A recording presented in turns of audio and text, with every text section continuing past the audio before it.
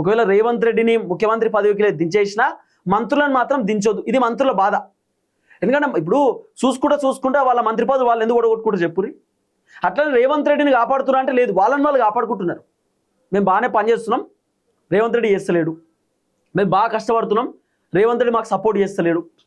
రేవంత్ రెడ్డి దగ్గర పోయి ఏదైనా అడిగితే కూడా రేవంత్ రెడ్డి పైసలు లేవంటుండు.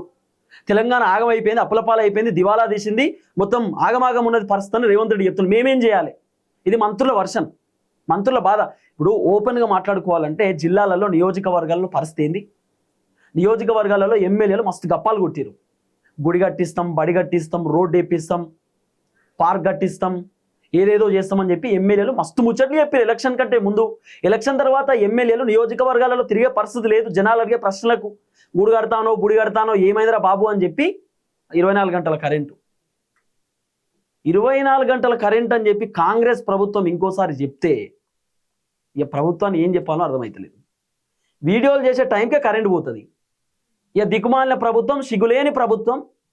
ఇక మేము 24 గంటల కరెంట్ ఇస్తున్నాం, ఏకైక రాష్ట్రం మాదే అని చెప్పి డైలాగులు కొట్టుడు. ఈ డ్రామా బంద్ చేయర్రి.